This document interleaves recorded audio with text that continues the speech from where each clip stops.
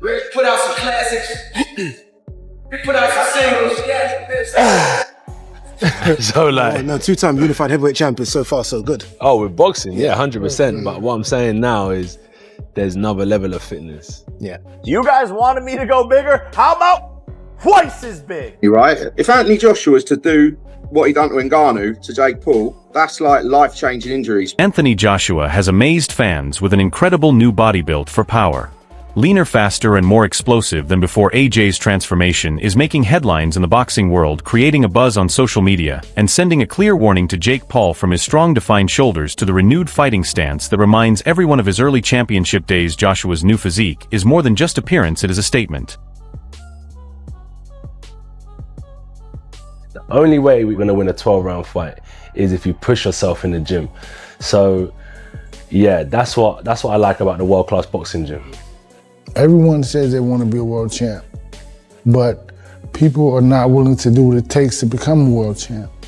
And even in this gym, it's like you put through the test, because I mean, it's one thing to say you want to hang out with champs and hang out with other fighters, another thing to be able to endure the workout and endure the work, so it's a big thing. He's been pushing himself. He's asking me, what can I do more? How can I be better? How can I build my fitness more? And that's really a sign of a great individual and a great champion. Joshua said his size is not a sudden change, it comes from his genetics and hard work to develop it. He added that this natural strength, when fully trained, can be dangerous for anyone facing him, in particular with Jake Paul coming up. Joshua made it clear he is not building muscle just to look good, he is tapping into what he already has, and that could be serious trouble for Jake when the fight begins. Road work. So even though I'm big, this is just genetics. Right, definitely, yeah. It's not like I spend hours in the gym like lifting. You can't run 10 miles and only spar 4 rounds. You have to run 4 miles and spar 10 rounds. Yeah, like what I'm trying to say is gym work's important with your coach. All this stuff is just the core stuff. This stuff is just the extra add-ons that you're gonna get. But you have to have good technique. You have to have a good understanding of boxing. Like, that's your muscle, your brain. That's what a coach is gonna train you mostly. Like, he wants to train this. And if you've got that is strongest, yeah, I feel like you'll be good. Yeah, and so far so good for him. Jake Paul has admitted the huge size difference between him and Anthony Joshua, but instead of backing off, he is using it as motivation. Paul said people told him for years to fight someone his own size, so he chose an opponent twice as big. He calls the fight the ultimate test, showing he is not afraid of danger, criticism, or the attention that comes with facing a heavyweight like Joshua. According to Jake, taking on a giant is the best way to prove himself, yet even with all his confidence, the size gap brings a risk that Paul cannot completely ignore. Wanted me to go bigger? How about twice as big? Literally, he's twice as big as Gervonta. He's 6'6", 260 pounds with an 82-inch reach. I mean, just look at us next to each other. Two-time heavyweight champion of the world, an Olympic gold medalist. While he was winning Olympic gold, I was filming Vines in high school. What'd you say? AJ is a knockout artist with fights that have literally ended in seconds. He fought legends, Klitschko, Usyk, Ruiz, Ngannou. Biggest shot. The stats for Anthony Joshua versus Jake Paul show a clear physical gap that could influence the fight. Joshua is 6'6" tall with an 82 reach and a natural heavyweight body, weighing over 240 pounds. Paul at 6'1" with a 76 reach and about 200 pounds is giving up significant height, weight, and power. Joshua's longer reach lets him control distance, making it harder for Paul to get close without taking hits. The weight difference gives AJ much more punch power, while Paul has to depend on speed, movement, and timing. If Joshua uses his size wisely, it could make the fight physically very tough for Jake. Age difference, we've got 28 years old compared to 36 years old. So I guess the advantage there goes a little bit towards Jake Paul. 28-year-old is better than a 36-year-old. But that being said, we've got talking about experience and everything else, what comes with being 36 years old at Anthony Joshua's level. And then, like I mentioned, the heavyweights kind of seem to prime a little bit older. Now, come down to the height and the weight. This is the big one. 6'1" versus 6'6". 200 pounds pound versus 252 pound. We got a 252 pounder in Anthony Joshua. The reach advantage is a lot, which we would expect. Amateur fights, we can see that Jake's only had one, where AJ's had 43, but 43 of them are including at the highest level, Olympic level. And yes, he won the Olympic bloody gold medal, if I don't need to remind you. Then the pro record, Jake Paul has had 13 fights, lost 1. AJ has had 28 fights and he's lost 4 with 25 KOs. And the one person that Jake Paul lost to was Tommy Fury. Now, can we compare Tommy Fury with Anthony Joshua? The fight stats for Anthony Joshua versus Jake Paul show a big physical difference that could decide the outcome. Joshua is 6'6" with an 82 reach and a heavyweight frame weighing over 240 pounds. Paul at 6'1" with a 76 reach and about 200 pounds is giving up height, weight, and power. Joshua's longer reach lets him control distance, making it harder for Paul to get close without taking hits the extra weight gives. AJ much more punching power, while Paul has to depend on speed, movement, and timing. If Joshua uses his size smartly, the fight could become physically very tough for Jake. He is ruining his legacy just by taking this fight. Fans don't respect what he's done in the sport already. He's an Olympic gold medalist, 2-time unified heavyweight champion of the world. I sort of sympathize with him because I feel like if he doesn't beat him quicker than he beat Francis,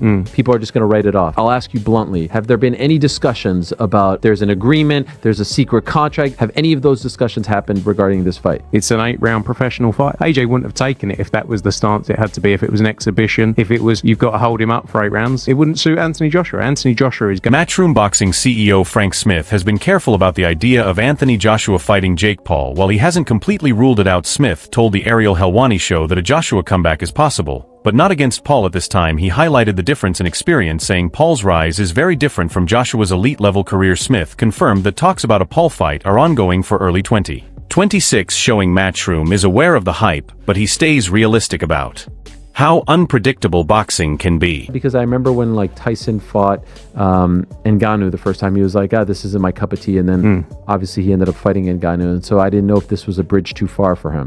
No, I think for AJ, it was just, look, he's done everything in the sport. He's big, like I say, he's a 2-time unified champion.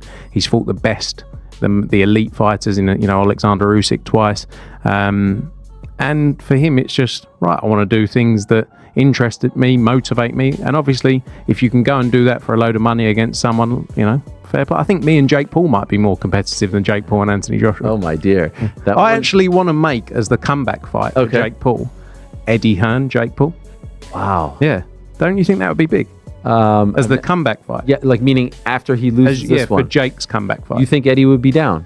For money. Could you imagine? I know. I'd happily negotiate with Nikita. Tony Bellew has raised serious doubts about the Joshua-Paul fight happening. He says the matchup is heavily one-sided. Joshua's size and experience make Paul vulnerable. Bellew also sees the fight as mainly a money move, warning that Paul could be putting his health at risk just for cash. While he doesn't believe it would damage Joshua's legacy, Bellew insists that if the fight happens, Joshua would dominate from start to finish. For him, the bout seems more like a show than a real sporting contest. I don't believe a single thing until literally I see them in a ring together. He was supposed to fight Gervonta Davis, wasn't he? Who's 5 stone lighter and is 5 stone lighter and 8 inches shorter. So I don't believe anything. Until they're in a ring together, I don't believe nothing.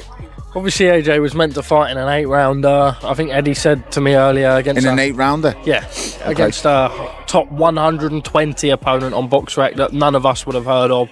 Okay. Just a kind of confidence, go and get a knockout type victory. I suppose you can go and do that against Jake Paul and earn an absolute fortune from Listen, I've said before and I'll say it again.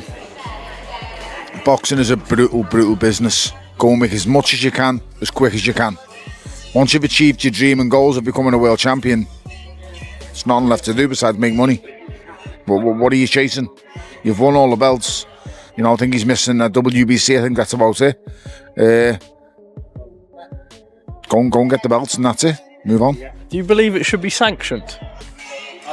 What I believe doesn't matter. No, but I'm just curious. What I believe doesn't matter because some governing body will. Of course. Or some sanctioning body will. Of course. Some the Florida State organisation. Yeah, absolute maniacs. But that's another argument. That's another cause. It's like the one I heard Chris Eubank Sr. talking about on the radio the other day. You're talking about safety of fighters. Champ, you were the worst for it. You went up to cruiserweight when you were super middleweight and didn't do it once but twice. And then you're saying people should have saved you from yourself. No, that's why we're fighters.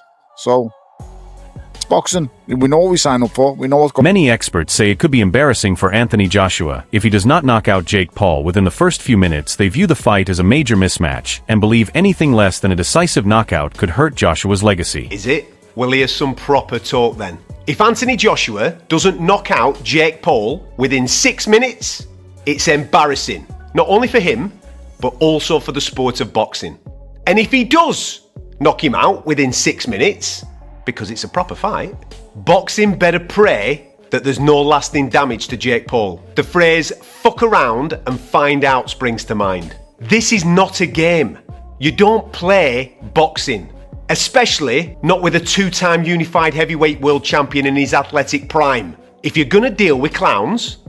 Johnny Nelson says AJ is in a tough spot. If Paul lasts the entire fight, it would raise questions about Joshua's form and seriousness. Critics argue that a professional heavyweight like Joshua should finish Paul quickly. Any long or close fight would weaken the idea that this is more about money than a real challenge. Be a proper fight. I do believe it because AJ's involved, and I think AJ'd struggle to he's going to take enough flack over this, but again, it's money talk. So I think AJ will struggle because it's an all-win situation. If he goes in there, Jake Paul lasts the distance. What does he tell you about AJ? Apart from he's just earned an extra 15 million quid. If he goes there and struggles with Jake Paul, then what's he say about AJ? Your heydays are well and truly over. If he goes in there and knocks him out, then I'll say that's to be expected. So the glory, there's probably not much glory in it, apart from the haters of Jake Paul to say, right, I've got rid of this kid. I think it's very brave of Jake Paul. So now the problem child has got to believe this fight's actually happening. So now you've got our attention. So now you've got to back up the boast. It's not about you're not playing tiddlywink. This is the only game you can't play. You can play football, golf, tennis. He praised Paul's business skills, calling him smart for how he has marketed and earned from himself, but doubts Paul's level as a top fighter. Nelson says Paul is a good domestic competitor, yet earns world champion money without going through the usual path of growing up in the gym or climbing the pro ranks. To Nelson, Paul's true strength is in promotion and online presence, not in mastering elite boxing skills. Boy, he's going to be 35 years of age. It's crazy what I'm about to ask you, but can Jake Paul really beat Anthony Joshua? All right, listen, I give all credit. Everyone knows that. They get mad at me that I gave too much credit to Paul. Why? He's done a hell of a job to put himself in this position. He sold himself. He sold his dream. He took his dream. He took his idea. And he put it out there, and he made it happen. Give him credit for that. And he made it happen. And he took risk along the way. Yeah, he picked his spots. He's in the driver's seat. He gets to pick his spots. He's the one bringing the money. He's the one promoting. Yeah, he's the name. He made himself that, coming from where he came from, with all his followers and the whole thing, and just the uniqueness of what he was doing. But he has learned along the way. He's not a top guy yet. No, I don't know that he ever will be. He didn't have that amateur background and the things that you usually need. Jake Paul's ambitions go beyond boxing, as he has shown interest in facing MMA star Conor McGregor. Paul claims his boxing is improving, while suggesting McGregor's skills are declining with age. This has been met with doubt given McGregor's experience and achievements in combat sports. Paul's statements show his confidence and his plan to challenge high-profile athletes to raise his own status. Many fans are excited about a possible fight between Anthony Joshua and Jake Paul, believing Joshua would clearly dominate and humble Paul. Paul's habit of calling out top fighters and claiming he is better has made him one of the most controversial figures in combat sports. Many feel his confidence in facing Joshua is unrealistic because of the huge gap in experience, skill, and weight class. Still, the idea of this matchup has created huge interest, with some hoping Joshua would silence Paul's bold claims in the ring. Not to be taking the mick. Jake Paul has called out Anthony Joshua and claims, I will fucking beat Anthony Joshua's ass. You know what? I want this to happen just so Anthony Joshua could just absolutely decimate this man right here. So first he fights Tommy Fury, a legitimate professional boxer, and he loses. Then he fights an OAP and Mike Tyson and beats him. Obviously, he's nearly 60 years old. Then he goes to try and fight Canelo, which fell through, thankfully. Then he tried to fight Tank Davis, which again fell through, and now he wants to fight Anthony Joshua, a legit world-level heavyweight boxer. Anthony Joshua is someone that I've always looked up to and probably one of my favourite boxers to this day and age. Don't get me wrong, I don't mind Jake Paul here and there, but there's just things he does in the sport that I don't agree with at all. And fighting Anthony Joshua, listen, I'm all here for it, just to see him get knocked clean out. The fact that he thinks he can compete with these high-level boxers, even though he lost to Tommy Fury, is just laughable. But how long does it take for Anthony Joshua to knock Jake Paul out? Many boxing experts say Jake Paul has become the ultimate cash machine in the sport, earning huge amounts from every angle in 2021 alone. He reportedly made over $40 million just from fights. His pay-per-view events bring in massive revenue. And he also promotes himself through Most Valuable Promotions MVP. On top of that, he earns from his large social media following with endorsements and YouTube content. Paul has made a habit of challenging boxing legends, offering big paydays and then trash-talking them after fights. His bout with Tommy Fury ended in his first professional loss, yet Paul continues to market himself as one of the biggest draws in boxing. This Jake fight, wasn't that amazing?